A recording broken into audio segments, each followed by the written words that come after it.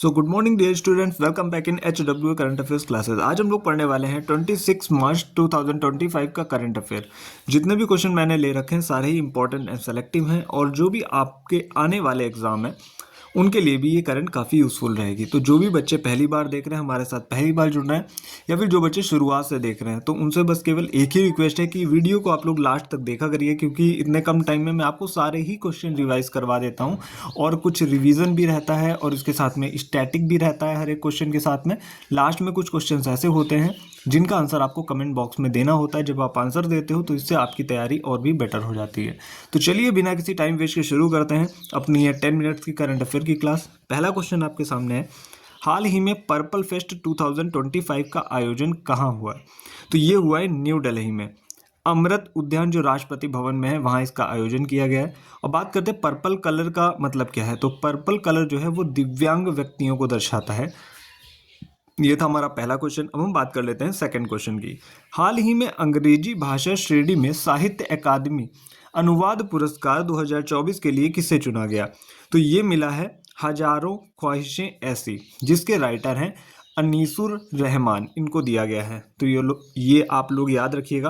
अब हम बात कर लेते हैं इससे रिलेटेड कुछ पॉइंट्स की, जैसे कि साहित्य अकादमी पुरस्कार हिंदी के लिए मिला गगन गिल को, अंग्रेजी के लिए मिला है स्ट्रीन कीर को, और बात करते हैं 59th ज्ञानपीठ पुरस्कार अभी दिया गया विनोद कुमार शुक्ला को। ये मैं आपको पढ़ा चुका हूँ और मोस्ट इंपॉर्टेंट पॉइंट भी हो जाता है। अब हम बात करते हैं क्वेश्चन नंबर थर्ड की। तो हम लोग थर्ड क्वेश्चन की बात कर लेते हैं, हाल ही में विश्व जल दिवस 2025 कब मनाया गया? तो ये मनाया गया है 22 मार्च को। थीम की बात करें, यहाँ पे स्पेलिंग गलत हो गई, THEME होगा। थीम जो है ग्लेशियर संरक्षण है। घोषणा कब की गई थी इसकी? तो वर्ष 1993 में इसकी घोषणा की गई थी। अब हम बात करते हैं फोर्थ नंबर के क्वेश्चन की, विश्व क्षय रोग यानी कि टीबी दिवस कब मनाया गया है? तो ये मनाया गया है 24 मार्च को। थीम की बात करें तो yes we can end TB, ये इस बार की थीम है। और इसके साथ कुछ एडिशनल पॉइंट भी मैं आपको पढ़ाने वाला हूँ, जैसे कि 24 मार्च 1882 को डॉक्टर रॉबर्ट कोच ने टीबी डिजीज बैक्टीरिया से होता है ये बताया था। तो इससे दो पॉइंट आपके कवर होते हैं। पहली बात तो टीबी की जो खोज थी कब हुई थी? 24 मार्च 1882 में हुई थी। और टीबी जो डिजीज़ है वो बैक्टीरिया से होता है। बैक्टीरिया का नेम क्या है? तो बैक्टीरिया का नेम होता है माइकोबैक्टीरियम ट्यूबरकुलोसिस, ये सभी को पता होगा। अब हम बात करने वाले हैं फिफ्थ नंबर के क्वेश्चन की। 72 वर्ल्ड वाइड प्रतियोगिता का आयोजन भारत के किस राज्य में होगा? तो ये होने वाला है तेलंगाना में। 72 मिस वर्ल्ड प्रतियोगिता की बात हो रही है।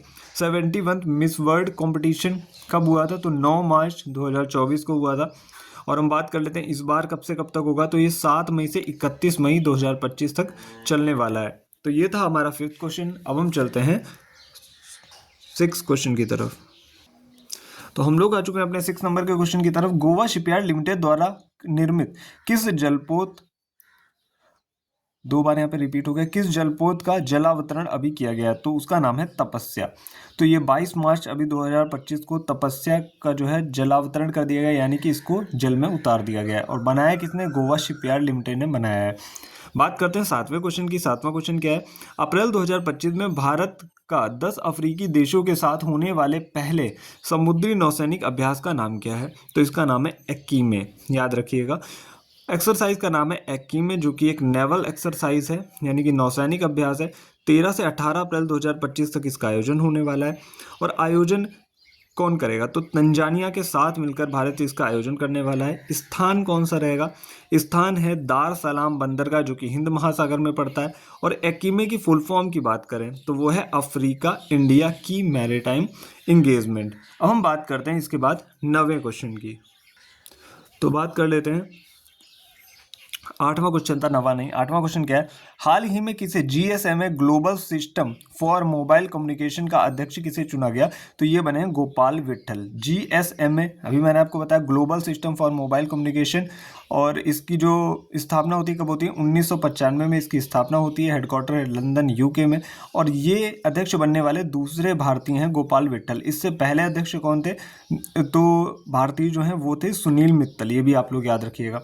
बात करते हैं 9th नंबर के क्वेश्चन की। 9th नंबर का क्वेश्चन क्या है? हाल ही में शिगमो उत्सव कहाँ मनाया गया? तो ये मनाया गया है गोवा में। बात कर लेते हैं शिग्मोत्सव की।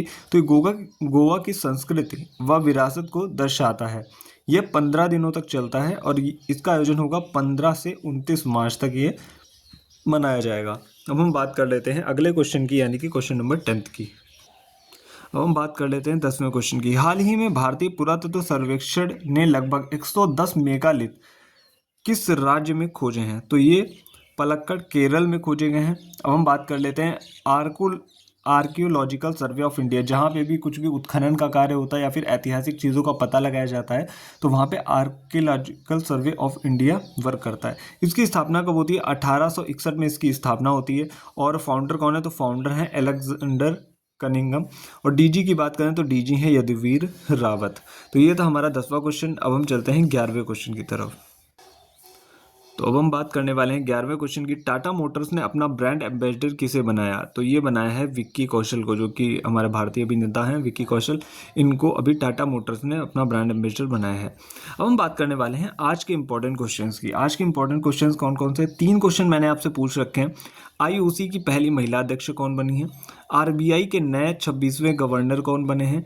और सेबी के नए 11वें अध्यक्ष कौन बने हैं? तो ये 3 क्वेश्चन है जिसका आंसर आपको कमेंट बॉक्स में देना है। फिलहाल तो आज की क्लास केवल 6 मिनट की बनी है, क्योंकि अभी थोड़ा प्रॉब्लम चली, इधर पे नेटवर्क इशू है, बट मैं सारे क्वेश्चन आपको 6 मिनट में कवर कराता हूँ। तो आज के लिए इतना ही। मिलते हैं next day next important current affairs की वीडियो के साथ। Thank you.